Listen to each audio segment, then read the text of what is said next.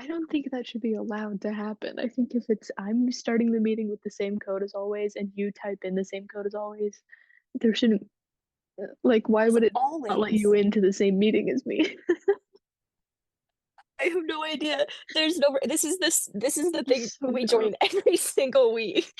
But suddenly Zoom is like, Are you sure? no, we're not having that. I was like, "Hello?" And so what I'm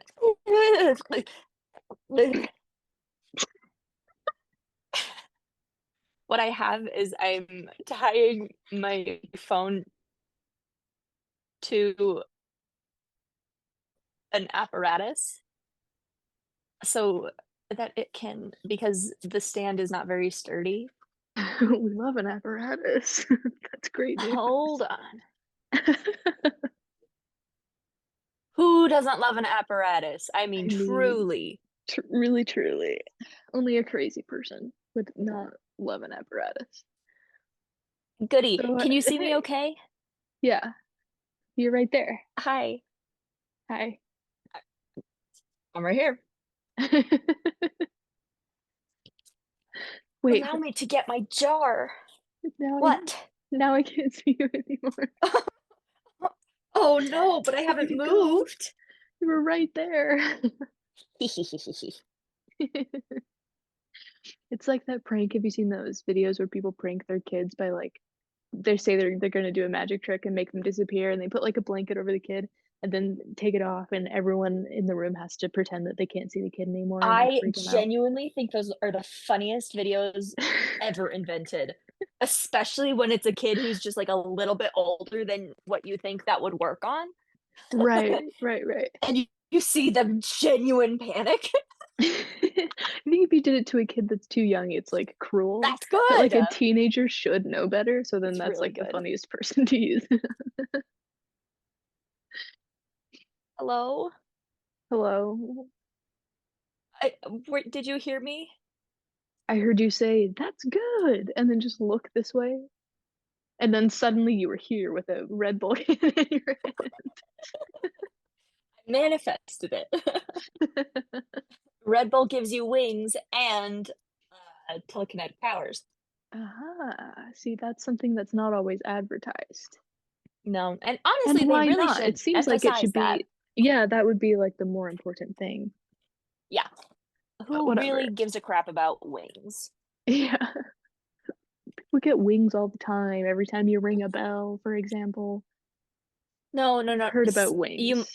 You must have gotten that confused. It's every time a bell rings, an angel gets wings, Yeah, not actual people. Oh, okay, I you see. mean So you were. just Oh, that never. wings are always a possibility at some stage of life or another. I see. I see. But Red Bull, I mean, how many other things give you, like, telekinesis? Not many. Bang gives you a headache. Mhm. Yeah, it's like it gives you crippling anxiety, apparently. That's what Heart I've heard. palpitations. Yeah, Yeah, that's so the whole true. thing. You can see, like, colors, um, Well, that's that good. haven't been in that haven't been invented yet, Oh, okay. but, at what cost? At a cost. Yeah, okay. Yeah, it's you unlock shrimp colors, but, Uh-huh. you start peeing blood, so Right. It like definitely lowers your like HP pretty considerably. Yeah, every 10 seconds while drinking a can of Bang, you just, "Ugh, ugh," take damage sounds. It's like minus 5, minus 5, minus 5. Yeah. I was trying to decide if I should get, a diet or a regular Mountain Dew because I Uh-huh. alternate because 'cause I'm trying to cut out sugar. Um, the problem is that sugar makes things taste so good. Better. Yeah, a lot better. Yeah, better. That's And it's not true. even like I drink Mountain Dew mainly for the taste, whereas with, like, a can of Bang, I drink it for, For its the crippling anti-medicinal anxiety. purposes. Yeah. Yes, Yeah, exactly. I feel ya. Yeah, but, maybe I can trick myself. Here's hoping. Yeah. I'm wearing my big chunky boots today. Wow. Yeah. I'm And trying that's gotta to, be a good omen. you would think they give me the worst blisters possible on human feet. And so I'm trying to like Those wear them big around my ones. house. Yeah. It's such a Oh, shame yeah. because So you can, if like, break them in, and then they're actually yeah, useful to you. Yeah. yeah, because I love these shoes with everything I have in my soul. And Mhm. I would wear them every single day if I didn't walk out the door and immediately just blood starts pooling at the bottom of my feet. So that's That's rough. yeah. You need to get something that can, like, stretch them out while you're not wearing them, like, that you put inside that's kind of wide, and then, you Yeah. know I did get a set of those, a couple months ago, and I remember putting one in my shoes and then tried to put the other one in, and then it just broke immediately. It shattered into, like, 15 separate pieces, and I was thinking to myself, "Oh, darn, I'll just take this back and return it and get a new one," and I just you know, that never ever happened. Mhm, I see. Yeah. So now you're stuck with blisters and just shrapnel, I guess. Yes, I do have the hardest life. That's very true. Yeah. Yeah. It's That's a well-known fact. what can we do but persevere? Mm, wow, it's inspiring. It's what I'm here to do, just inspire the people. Yeah, and, I've always said that about you. That's true. Mhm. Well, should we get started? I think so. How are you doing, by the way? I didn't even ask. Oh, I'm fine. Good. We start these calls and I just dump 40 minutes of complaints and monologues on you, And they were like, detailing "Well, let's talk about movies." yeah. I'm starting to feel more and more like Dr. Doofenshmirtz, like, every single day. I'm gonna start talking with, like, a vague Romanian accent at some point, Yeah, like mhm. it kind of can't be explained, like, where you got that from, because 'cause you're definitely, like, North American. It's like, I don't know, she just talks like that. I feel like you already have that with the That's combination of, like, the Virginia accent and the North Dakota accent. I think you do have yeah. kind of a unique way of speaking that nobody else in the world has ever ever been able to emulate, really. Invented just a new dialect. It's Yeah, just me, though. I'm a yeah, freak no matter where I go. Out here, yeah. I talk Midwestern, and people are like, "Oh, that's so cute. Say your O's." But then in North Dakota, I've got, like, a twang that no one else there has. Yeah. That like, I won't fit in anywhere. No, I'm a no. monstrosity. Not even in your own family, like, none your parents, No! Neil, like, none of them talk like that. It's just Not one single soul of them. Where did it come from? Why am I this way? yeah, I don't know. What a disaster. I think you're a lot like Dr. Doofenshmirtz, but, like, in kind of your own brand, so take that Yeah. as you will. Yeah, I I'll take it as the highest compliment I've ever been given. okay, good Yeah, choice. thanks. I've been watching a lot of you know this, but I've been watching a lot of DreamWorks movies this week for a school Mhm, project. Um, I definitely pick up on a lot of Doofenshmirtz vibes from Megamind, and I think that mm. they would be, like, inseparable best friends. I actually do think that they're pen pals, Oh, yeah, and they they, would be like really nice pen pals. they're really good buddies, and I think Minion and Perry the Platypus are definitely, like, they swap Christmas gifts and everything, Christmas Mhm, cards. yeah, Yeah, they're really, really close long-term buddies, or long-term what's this word? distance, yeah. Thank you. That Yeah, makes a yeah. lot of sense to me. I really think you're onto something there. It's just kind of been a vague thought, but now that I've spoken it out loud, right? Like I feel it in my bones with a certainty that I don't feel about nearly anything else in my life. But damn it, I know that mega-minded A Doofenshmirtz are fact. best friends. Yeah. I Uh, believe you. I 100%, like, I had never thought about it before, but when you say it immediately, I was on board, you know? yeah, yeah, That's a canon. That's really true. yeah. Well, anyway, Well, we anyway. can begin now. Okay. Let's do it. Um, Yay! yay. Do you wanna pick a thing? Yeah, I do. I have my Ooh. little tin. This is where I keep my teeth. Not real ones, but like I'll just cut that out so people think it's real ones. I could take it again. This is the tin where I keep my teeth. Oh, ew. Good. Did you ever Yeah. get, like, teeth pulled and they let you keep them? No, actually, I was just talking about this today because my coworker Katie turned to me and said, "I there's this friend of mine that I think you would really love. She just has a jar of teeth." That was the sentence. That was how she was like, Mm, "Whitney's really gonna wow. connect with this girl, and this is how I'm gonna like." She And knows she you was well. right. Yeah. Yeah. I was like, "Katie, how did you know? I have a tin of teeth." But, anyway, I was complaining because I have gotten many, many teeth pulled over the years, Mhm. and they have never I've asked if I could keep them, and they've never ever let me. I've gotten a bunch of molars Even when pulled, you I've gotten my wisdom teeth, asked? even when I asked.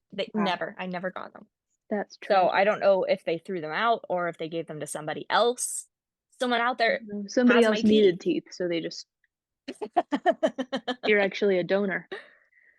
Aw. Um, yeah, that's weird because I have a thing of I think it's my wisdom teeth that I didn't Really? ask for. They just gave them to me. That's not fair. I know. The blood's still on them and everything. If I still have them, I can I'll put a Do little bow do on, give it to you. Merry Christmas. Yeah. Here's my bones. That's awesome. Uh, Yeah, weird. I have my jar ready. Great. I have mine also. Okay. Yes.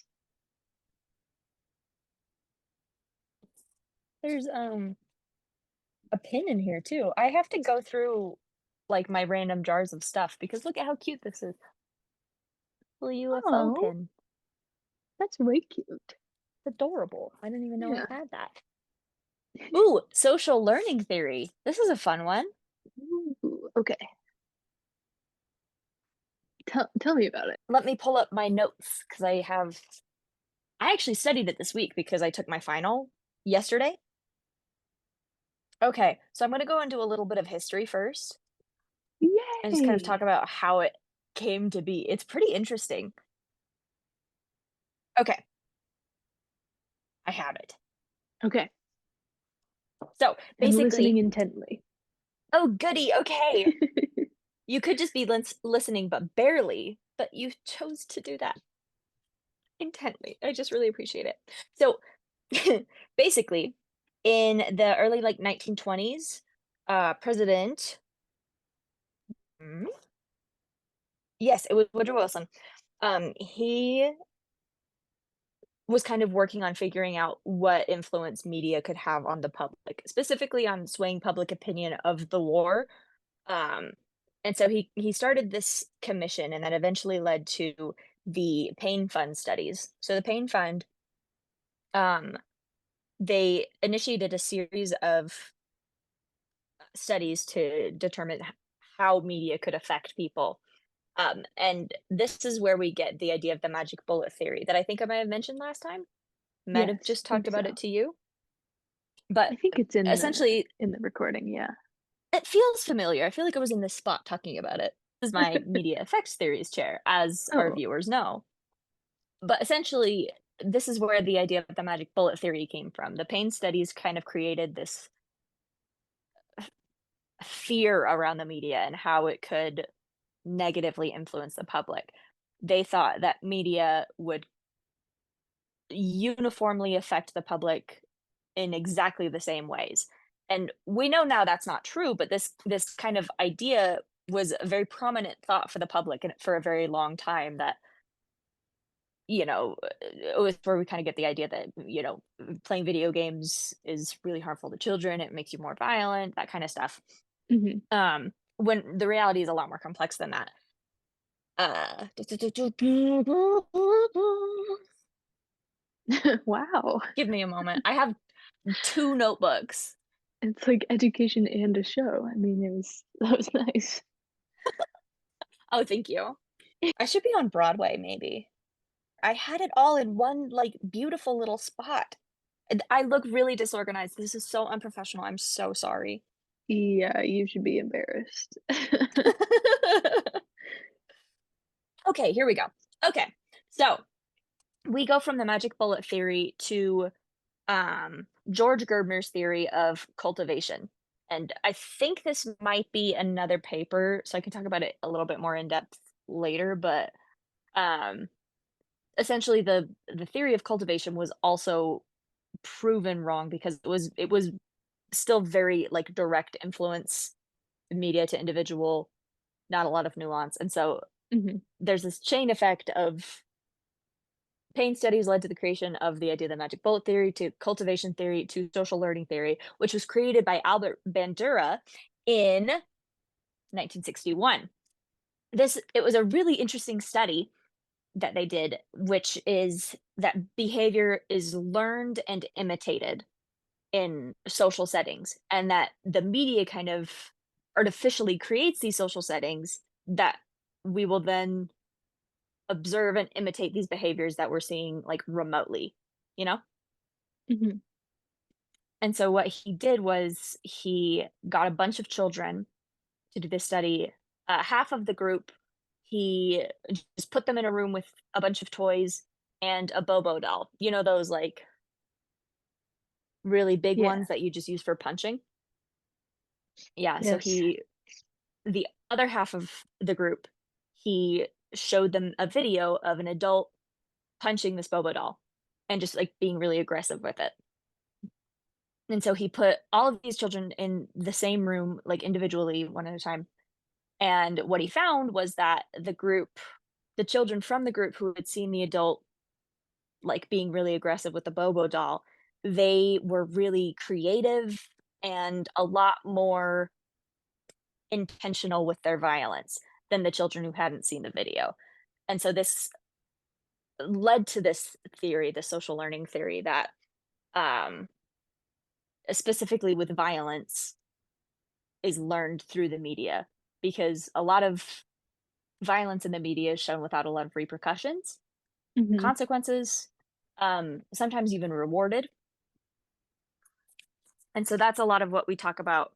The context of where when we talk about the social learning theory, a lot of it comes from the idea of violence, or like a sexual activity in the media.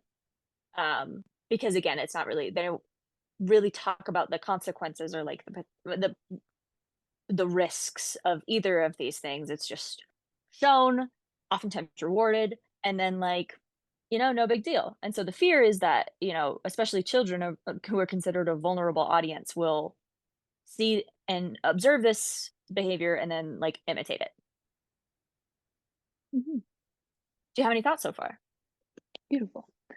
Thank you. Yeah, I've seen the video of that study in my child development class, and Oh yeah. I was like, yeah. "Oh, this is starting to sound familiar." I don't even remember, like, what our class concluded about it, but it was an interesting like, we watched videos of all sorts of tests done on children, you know? Yes. Just kinda just in They there. could do anything Yeah. pre-80s. Yeah, that's very true. Have you seen the one where they take this random toddler? I think they call him Albert, and this psychologist's Mm, theory was that fear can be taught, yeah. and so he took this toddler. So they're like, "Let's just teach this kid how to be afraid." That's the whole, like Yes! yeah. So he, like, put on this awful clown mask and was, like, crawling around and, like, "Boo!" and, like, traumatized this poor kid because he was totally fine. They had, like, stuffed animals, and they'd show him, and then they'd do, like, a negative equivalent of the Pavlovian bell response. So he would as learn to associate a stuffed animal with With something scary, the yeah. fear. They'd Yeah. have like a yeah, like a stuffed a teddy bear or something, and then like a really loud, like shocking sound. So then he sees the bear Yeah. and feels shocked, and then like throughout his life, he's like has an irrational fear of Huh. teddy bears or whatever. Yeah, Yeah, 'cause, like, that screw one's that crazy. kid's Yeah, development, right? yeah, yeah, yeah. Well, the whole point of children who are developing is to learn from them through a series Yeah. of cruel tasks. Some crazy stuff, dude. So wild. I would have loved to be a psychologist in like the 40s. You're Yeah, just high out of your because it mind had just been invented, so you constantly. could just do whatever you Yeah, want. Yeah. anything at all. And you could say anything too, because they didn't have like really good peer review system set up either. So like no one's gonna challenge you Mhm, unless it's like 40 years in the future, but then who cares? You'll be dead by then. mhm. That was, you know, the ultimate life to have been lived. Yeah, Yikes. that's crazy, guys. Anyway, do you have anything Anyway, else about the theory? yes, I do. Let me Great. get it here. Okay. So, so the social learning theory is kind of has got like four base principles, right? It's attention, retention, reproduction, and motivation. So like are you inclined to repeat the behavior that you're seeing? Are you going to get the same results? Um like how often you see the same material like again and again and again, and how well like you remember it, obviously. So um, and it's really interesting, especially thinking in the context of violence. Um, what we see a lot of the time is that bad guys and good guys are portrayed very differently with like violent acts. Like Mhm, a good guy can be a lot more violent without the audience like feeling outrage at it because they're mhm. justified in because we know that's the good guy. So the example we Right. talked about in class was Taken, uh, with Liam Neeson. He could Mhm. do anything at all to those men, and it's like, well, yeah, but they took his daughter. Like that's, you know, Yeah, like, he's the main character and he's the good guy. yeah, yeah. Yeah, But you take a look at like anybody else, and it's like, oh well, no, they can't be doing that. That's bad guy behavior. Like, yeah. yeah. So that's a really interesting thing to see how they frame. Another one we talked about was Loki in the Avengers when Mhm, the Hulk takes him and is like smashing him around. And it's like, it's funny. You know, the audience is meant to laugh and be like, "Oh, ha ha ha, that's a bad guy." But like, again, if it were really any other character, it would be taken a lot more seriously.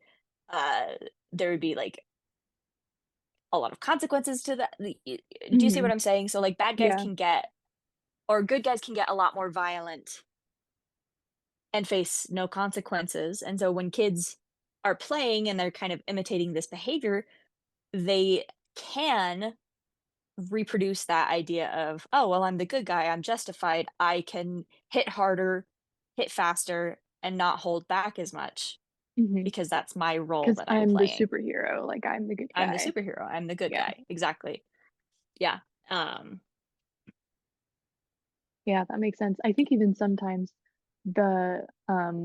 the punishment for the bad guy's violence is given to him by the good guy. So then it's not even just that mhm. the good guy is justified in his actions because he was wronged or because it's for the greater good or whatever, but because it's like an exact like comeuppance against whatever the bad guy has done. Right. Yeah. So it feels like totally justified because it's like, well, that had to happen because that guy was a bad guy, and so now we've made it even by bringing in the good guy. Right. So Yeah. that's like another element of it too, where like not only is my as the good guy, my violence is justified because I have this motivation, but also my violence is justified because it is the natural consequence of what this other guy did. Yeah. Yeah. Natural consequence. That's a Hmm. good way to think of it because that's not really how it works in real life. But if it is seen as A will naturally lead to B on Yeah. TV, then that Then it feels totally easy to rationalize. Yeah. yeah, yeah. Interesting. Another thing is when like violence or aggression is rewarded in media. Um, like you see an example that comes to mind is like a guy defending a girl, Mhm. and then the girl like falls head over heels for the guy because like, oh, he beat up a bunch of these guys like for For her, me, yeah. for me. And like Yeah. personally, if I was maybe walking down a dark alley and I got surrounded by 4 or 5 guys, and then I saw one guy approach and beat them all up and then, like, turn to face me.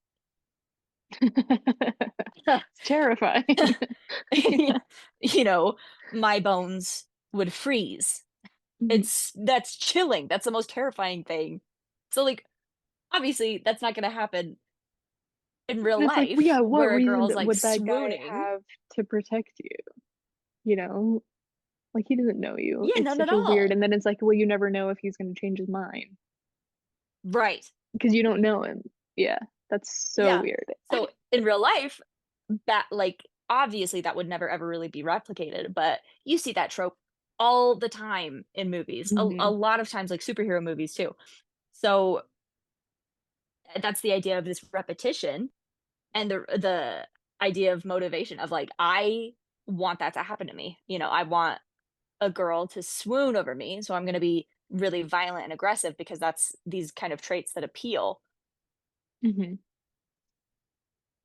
and, that behavior is Which is rewarded not always the on case in screen. real life, but Yeah. yeah. Yeah. Yeah, it's Mhm. interesting. I feel like it's especially true of, like, there's always that thing, where the girls don't like this, like, macho guy because he's too tough, but then the sensitive guy, if he ever, like, stands up and, like, wins a fight, then it's like, Mhm. wow, he has layers, and that's, like, for some reason so captivating, instead of just being like, "Wow, you can't trust anybody." Like, this guy's a creep too. Like Oh, yikes. I guess the only person I can really trust is Peeta Mellark from The Hunger Games, who was Yeah, not violent ever. He was no. just a manipulator, and we love him for that. That's so funny. The only person I can trust is this guy who's not a violent, he's a manipulator. That's that on that, really. Yeah, and obviously Peeta's much more complex than that. That's a whole other discussion. We could have a 2-hour talk on just him, Mhm. and we have. And we will. Yeah. Yes. Mhm. Yes, interesting. Well, any other, thoughts about this theory? Um, one interesting thing that I have written down here is that they saw this most commonly in young boys. It wasn't really, especially with the aggression, it wasn't Mhm. really found as much in, like, young girls, and Interesting. I think you don't see a lot of, like, young girls being rewarded for violence on TV, so I think that can have, like, Yeah. explain that difference. I can't think of a single character from, like, shows or movies that I watched growing up where a female character was rewarded for being violent, Yeah, or at least if they were, it and wouldn't be, like, to the same extent. yeah, yeah. Yeah, So, interesting. I can't really either. Trying to um, thi the movie that's been coming to my mind is, like, The Incredibles. mm, 'Cause it's that, like, she's like, you see bad guys on TV and they're just kind of, like, silly. These guys are not like those guys, right? And they have, like, this very high stakes thing, and the yeah, Incredibles are very violent, but of yeah. course you feel justified because 'cause they're the heroes and they're awesome. Yeah, Dash kills, like, several men. Yeah, yeah, yeah, he's throwing people out of helicopters and what it's like, how Yes! and he's what, 11? He's already got a body count. I mean, it's crazy, but even in those, like, I'm trying to think of, like, Violet, for example, doesn't really react in that way, right? She's more of, like, putting up becoming invisible and putting up like force fields for More protection, on the right? defense. Yeah. So Mhm. that's an interesting thing too. Like it fits in the personalities of their distinct characters, but it That's also true, kind of yeah. speaks to this like larger pattern of like the young boy will be on the offensive and the young girl has to be defensive. Mhm. Interesting. Mhm. Much to think about. Much to ponder, truly. Thanks to Mr. Brad Bird. Yeah. Ah, I was thinking about him just this morning. I was like, "Why is nobody doing it?" Because here's the thing, and I know that we've talked about The Incredibles before for, like, an hour-long Mhm. episode, but Yeah. if they start out in the first 5 minutes, "You didn't save my life, you ruined my death." Oh my gosh. And that's, like that's the inciting moment for the whole movie. That's That crazy. Like, nobody else is doing that now. I feel like everything, like I just haven't seen, like, a kids movie recently that, like, mattered that much, you know? Puss in Boots: The Last Wish. Yeah. Because, I mean, yeah, people these days aren't as confident in children, I think. Yeah, I think so. Because, again, I've been doing a lot of DreamWorks deep dives lately. Not at all it's their most popular 5 movies, but Deep dives. deep dives. Shrek, have you heard of it? But even that one, and that movie is kind of treated as a meme, as a joke, which is exactly what the movie deals with in itself, so it's like, "Oh, very meta of you." But the themes in Shrek are so sincere and honest and, like, deep for what you would think a children's movie should be about. I think people used to trust that kids could deal with these complex things more than they do now. Mhm. Like, show me yeah, something that matters, something that's, like, hard hitting, you know? Yeah, Yeah. I don't The know. I mean, I Incredibles, guess I should what probably a watch movie. more, like, newer kids media so that I can say that with more authority, but just, like, in my personal experience, I really haven't seen a majority of movies, like, hit the same as The Mhm. Incredibles, and why not? Brad Bird is still here. He hasn't left us. Yeah. Yeah. He never will. Brad Bird hasn't left us, and Phil Collins has never left us. Where's their team at? Brad Bird yeah, Brad Bird, Phil Collins collab when? Come to Brazil.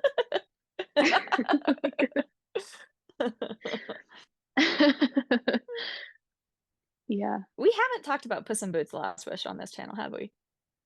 No, we just reference it a lot, and we but the only thing that we've officially said is to watch Fisher Alexander's video about it. Actually, I think we were right for that. I think it's like, what can we say that he hasn't already said better, you know? Yeah, And yeah, just that's definitely let true. that one be. Yeah. Yeah, well, anyway, I'll pick my 1 to 2 movies, and hopefully they are my 1 to Fingers crossed. aha.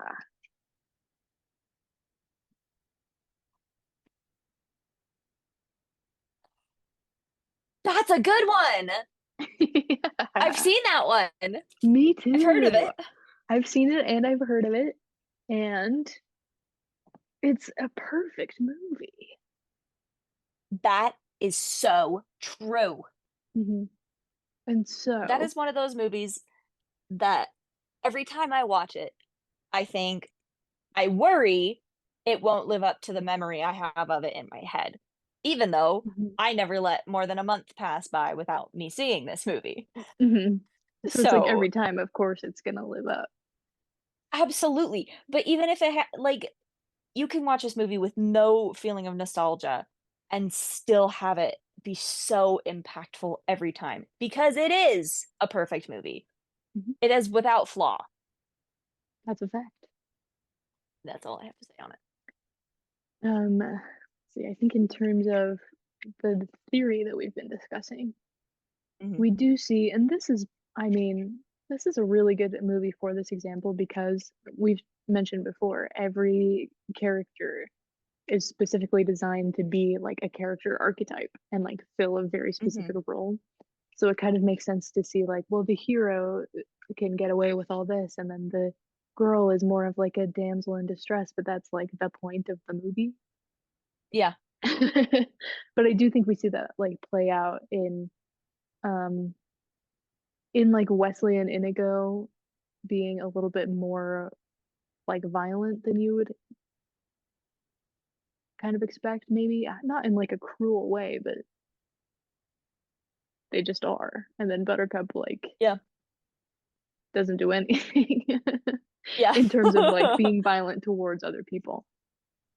Yeah, yeah, But they're totally yeah, and you justified. see It's like you they killed his are. father. What do you expect? You know? It makes Yeah, total sense for Inigo to be that way. and with Wesley too, he's he beat Inigo, he beat up Fezzik, and then he Mhm. killed, um, Vicini. Massini, thank you. Mhm. I the only name that was coming to my head was Properzi, who was the professor I had last semester. Like, I don't know, some kind of vaguely Italian sounding name, it doesn't really matter. Whatever, you know who I mean. Yeah. Mauro Properzi, the man that Wesley kills. By the way, brother Properzi, if you're listening, you're my bestie. Um, and he's rewarded by this. Well, actually, now that I say that, he's not, because Buttercup hates him until she realizes who he is. So Mhm. he's not 'Cause she has really this idea of him as the bad guy right. until it's revealed that he's the love He's the interest, good and then guy. she Right. can shift that perspective. Yeah. But then, Yeah. like, when you think of, like, when he's in the pit of despair and Humperdinck is, like, so mad and turns it up to 50, that feels, like, unforgivable because of Yeah. the level of cruelty and also because of the person doing it.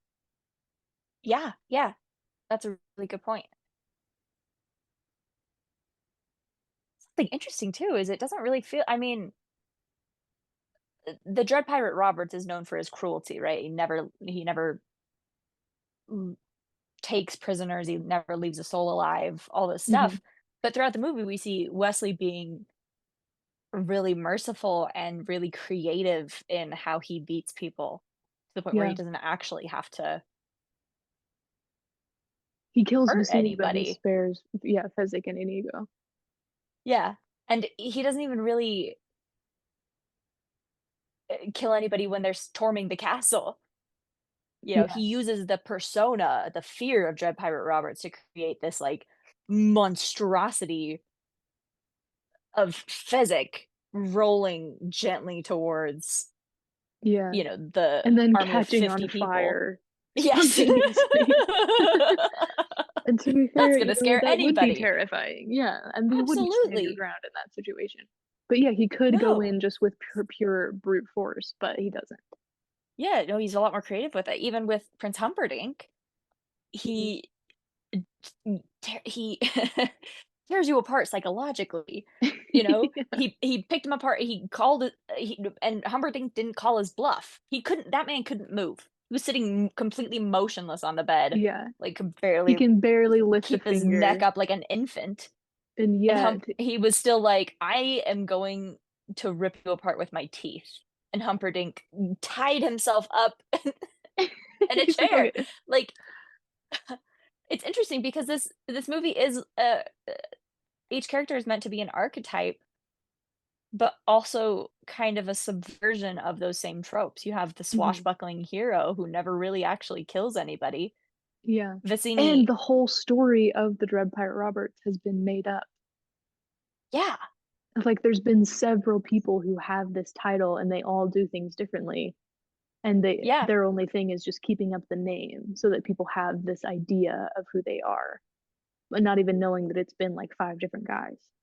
yeah, yeah, Like the idea of the legend of this guy being more real than his actual person, because his actual mhm. person changes, but like the name and like The the legend, notoriety, yeah, lives in people's persona. minds more than anything else. Mhm. So that probably doesn't How'd mean they do anything. it? What were you gonna say? No, whatever. It's fine, I'm feeling normal about it. It only a movie, so It only a it'll be movie. fine. Someone asked me in person yesterday, "Have you seen the movie I, Tonya?"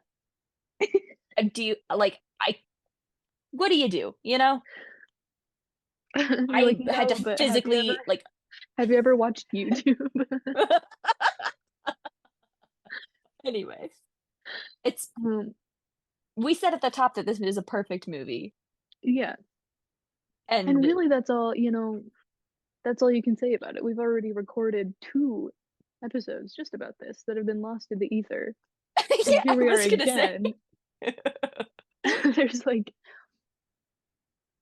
there's like, you can say 1,000 hours worth of stuff about it, or you can just say like, "This is It perfect." good. Mhm. Yeah, Yep. yeah. It's interesting, how it just works so well because every character is the person that they, like, should be to fit the trope, but also, like, not the way that you expect them to be. Yeah. Which is how to do a perfect homage/parody kind of idea, which is how Shrek Mhm, does it too.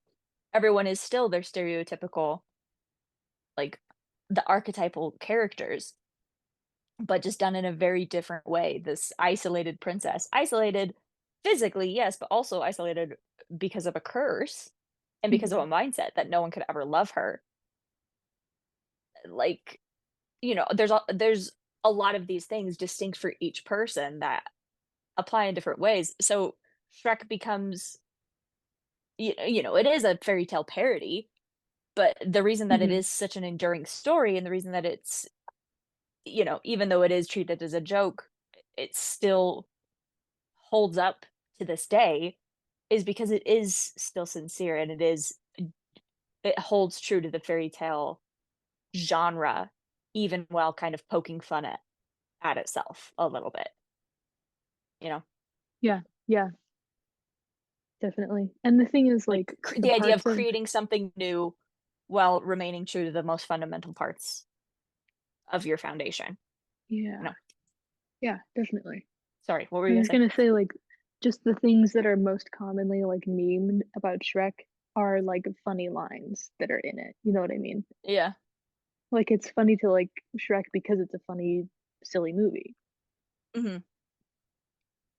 I just feel like I never see, like, a screen cap of, like, people joking about, like, the hard-hitting moments in the movie, you know what I mean? It's always Right, like, no "They one's don't even ever gonna have say, dental." like It's just like because that's a funny line, like, that's a funny thing that they and maybe the said. funniest thing that's ever been written, there's no way to confirm that for sure, but it's in the top 3, certainly. They Yeah, don't even have probably. dental. No one else should even try to be funny ever Yeah, yeah, again. yeah. It's one of We've those done things it. about how, like, just because it's a kid's movie, it should be funny for adults without just being, like, innuendos that kids won't understand, like, that's funny Yeah. for grown-ups because it's, like, a little bit of, insurance humor, like, Yeah. Yeah. But no it's one's ever goofy, gonna, it shouldn't like work like that. and no one's ever gonna make a joke out of like, they judge me before they even know me. I'm not even gonna try. I'll be Mm, what they want me to be. That's not funny. That's that's a little too close to home like, for pretty much I'm anybody. yeah, Yeah. yeah. Or the scene in Kung Fu Panda. Listen, I've seen that movie Mhm, so many times throughout my life, but I've watched it probably 10 times this week. And again, this is for school. I can't emphasize this enough because I've told people this week, yes, I've watched, Kung Fu Panda 10 times this week, and they treat me like I'm loony, and like, it's for an You're like, assignment, "Are it's for you an doing assignment. okay?" Well, the thing is, like, you know that it's, like, the finals week and, like, the week before finals, and to hear somebody say, "I watched Kung Fu Panda 10 times this week," it sounds like a cry for help. Yeah, So it like, you can understand especially where for they're me coming too, from. Yeah. where that is something that I would do in a normal week. I Yeah. get it, but still it's like it stings a little bit regardless, you Mortifying know? ordeal of being known. Yeah. I asked my parents, and Neil, my brother, to name. I was like, "Guess which 5 movies I'm doing," and they immediately named, like, all of them. So, what That's can you funny. do? But, like, the scene Well, from maybe Kung they're Fu just really Panda, good guessers. maybe, Mhm. that could work. It's not Maybe. just that I am Predictable. pred that's also, a scene in Megamind, if you were curious. Oh, Yeah, what if you even care uh, or not. if you even care, it's whatever. Yeah. At this point, I feel like that's my entire personality is just these, like, 5 movies over and over again. I'm like, "Yeah, that actually kinda reminds me of that scene in How to Train Your Dragon," and it's like, "Okay, we were And talking everyone's like, about." "Shut up!" Like, I yeah. know. Do you have It's like I'm an NPC and I've only got the certain amounts of like, a certain number of dialogue choices. I'm sorry, I can't control it. This is who I am now. Then pay with your blood. Yeah. Yeah. I don't remember where I started with that story, so we can move on. Oh, okay. Yeah, I don't remember either. It sounded like it was gonna be interesting. There was a Um, point to it, I just don't remember. I don't remember why I started talking about that I don't know. because we were talking about Shrek. We were talking about how Shrek is a perfect parody because it has all the Oh! familiar tropes but does them in a different way, and then you said that you watched Kung Fu Panda 10 times. And Yes! presumably those things were related. Not directly, but I was moving the conversation to Kung Fu Panda because again, there's a couple funny things that people reference again and again and again. And it's Jack Black and he plays like a big fat panda and it's kind of treated as a joke through the whole thing. But then there's that scene where he's like the training, the abuse, the mockery, all of it hurt, but it can't hurt more than it does every single day of my life just existing as myself. Mhm. And you know, it's that idea of it's funny until it's not anymore.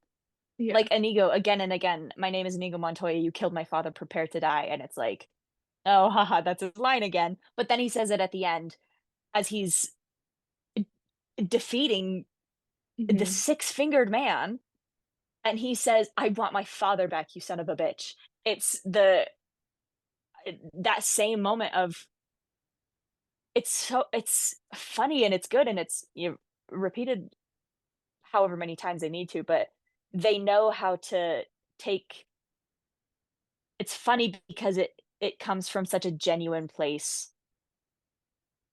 and then they know how to treat it with respect when it comes to, like, addressing it. Like, you know what I mean? Mhm. So that's just Yeah, that's that. beautiful.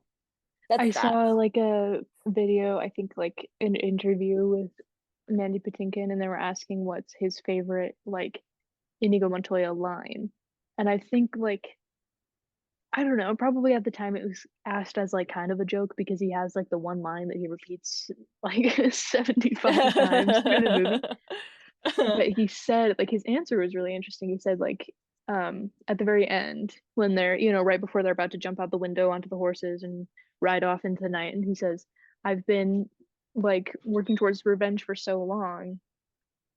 Now that I've done it, I don't know what to do with the rest of my life." Mhm. So that's like and he's like, that's the moment that made the character feel real for him at the end of the movie and propelled the entire rest of the movie, like, so that he could lead up to Mm. that moment. Like, I've been in this Interesting. revenge business for so long, like, now what?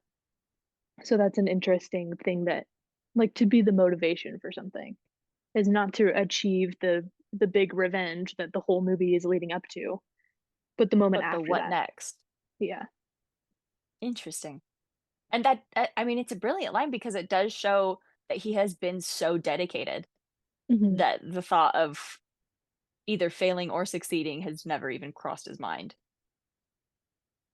That it's like, "Okay, I yeah, what now?" Yeah. Like, you have this huge goal that consumes your entire life, and then there's, like, still a next day. Like yeah. Yeah, you have to still keep existing and move like, okay, now you can move on, now you can be a person again. Yeah. Oh, Inigo Montoya. Where is he in our time of need? So interesting. I love that, that's something that, to a lesser extent, a lot of people can relate to, like, we don't all have the same goal, because his is very specific to his life. But we all have, like, a like, the moment after graduation where you're like, "Oh, like, now what am I What gonna do now? with my time?" Mhm. You know? Like, that kind Yeah. of thing, like, leaving a job or, like, getting a job that you wanted, and now you have to actually do it. Mhm. Like, you've reached the goal. And that can be, like, Yeah. a hard thing for a lot of people, but not that it's a bad thing. And the other hmm, I had a second thought about it, but I don't remember it because I was too busy talking about the first one. Oh, yeah, yeah, yeah. About how he says, like, "I don't know what to do with the rest of my life," and Wesley says, like, "Have you ever considered piracy? You'd make a wonderful Dread Pirate Roberts."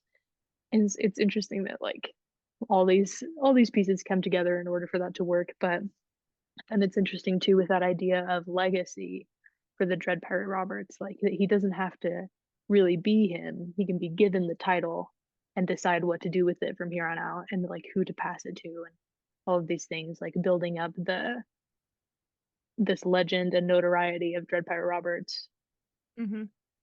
is, like, a big thing that now it's, like, his. And he can like, how many of the stories that you hear about Dread Pirate Roberts eventually will be stories about him. Yeah. Kinda It cool. also just goes to show because presumably Wesley's made some really strong friendships with his pirate crew. Mhm. So it just really shows how much he respects and trusts Inigo to say, "Man, I've met a lot of pirates in my time, but, like, you seen this guy? You know, I'd sooner destroy a stained glass masterpiece than yourself. Mhm. You're a master. You're the only person I can think of for the job." He's known Yeah. this man for less than 24 hours. Yeah. Yeah. But But right from, like, the very beginning, the first time that they meet, Inigo saves his life when he doesn't have to, yeah.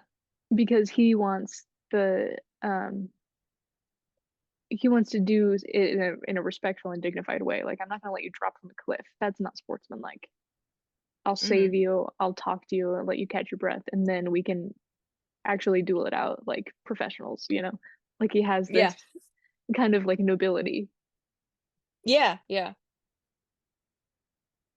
So for that to be the Very moment that you honorable. meet, I think would help in that decision, yeah, where he's like, Yes. if there's one person who has, like, dignity and honor and trust, it's this guy.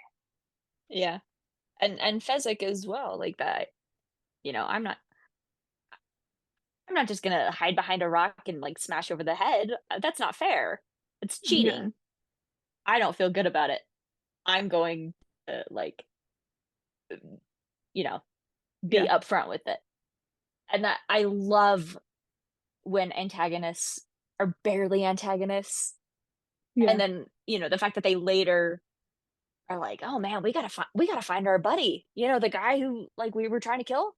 We gotta go find our friend." And there's yeah, not a question of I mean, there's very brief interaction there where Wesley wakes up and he's like, "I'm I'm gonna take you both down," and they're like, "Hey, buddy, no, it's okay, we got you." And he's like, "Oh, okay, where are we at?" Like, you yeah, It's so awesome. But it's just so clear that, like, they're not the enemy.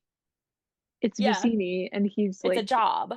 yeah, they're just doing their job, but it's kind of Mhm. like, you don't really wanna be in this job, but there just weren't any other positions available, and you're like, "Well, I'll just do this for the season, and then hopefully next year something better will come up," like, it's kind of a begrudging job, and then they meet, like, Uh-huh. Inigo and Fezzik are like, when you have, like, the worst job, but you get the best friends from it? You get a good coworker, yeah. Like, that's who they are.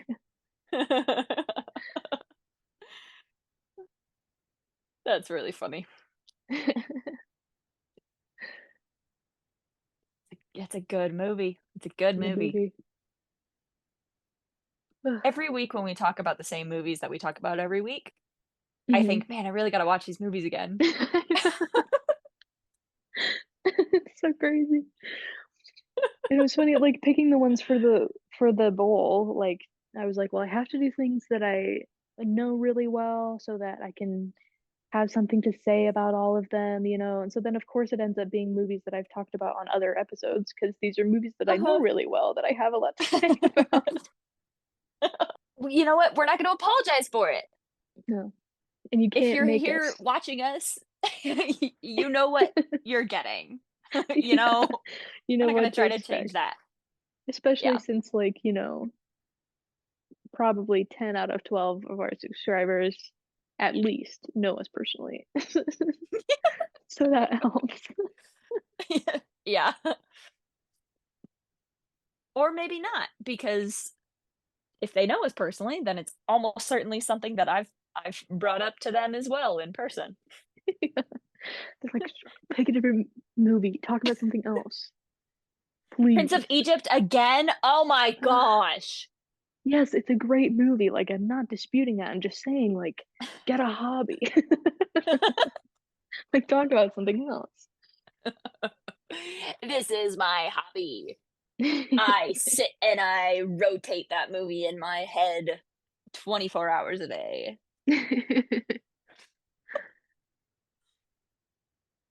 What are you gonna do? Hmm, nothing, I'm not gonna do anything, No, me either. but I'm good, yeah. Mhm. I have a final tomorrow that I Oh, have not studied boo. for Well, at it'll be all, fine. at all. The other one you said was fine, so, Oh, that's true, yeah. yeah, I can do no wrong, yeah, and everything it'll is be fine. easy. Why do you still have finals? That's crazy. Um, because we established again at the top that I have the hardest life. Oh, yeah, So, yeah, that's true. yeah, you know what the worst part is? I don't tomorrow's not even my last final. I have another final on Monday. Gross. Yeah, On the yeah. 18th of December? Yep, yep, yep. Disgusting. It's not We even the already had latest semester I've ever graduation. gotten out. Are you serious? Yeah, Dude. our last day of There finals was was one on year Tuesday. this I don't get it, because I know UVU got out l Yeah, like, why last should we week, not just start and end at the same time? just across the board. Why did they get, like, a month of Christmas break. There was one year that the semester ended on, like, the 21st of December and then started again on January 3rd. I mean, they're spitting in your face at that point. It's like, Yeah, like, I've had showers that have lasted longer than that Christmas break. yeah, no kidding. I do remember, yeah, last year our semester started like January 3rd, and that was pretty early. But That's I think awful. we had a longer Christmas break than that, but still, yeah, it's like January we're still 3rd? hungover at that point. Like, give me a minute. Yes. Who's ready to get back into the new year on the 3rd? Yeah, I know, especially because the second was move-in day. Oh my gosh. Yeah, so you have to be there or traveling on the 1st. Yeah, Yeah, and we know how easy that is.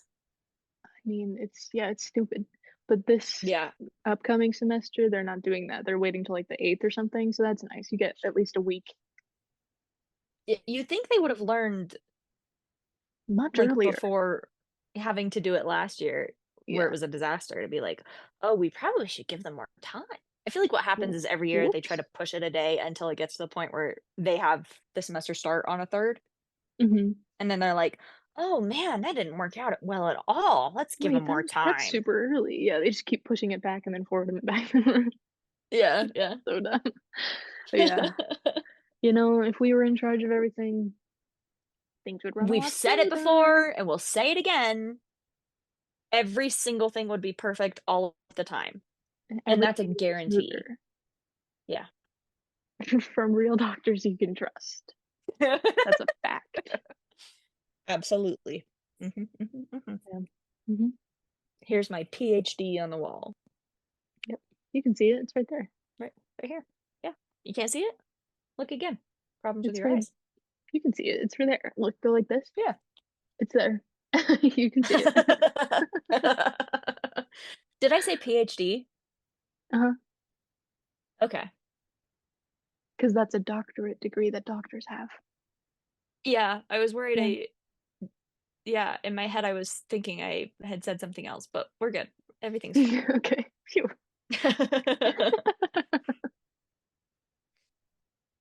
This is really fun to have me bring the episode to just, like, a grinding halt right there at the end. Welcome to Women in STEM, by the way.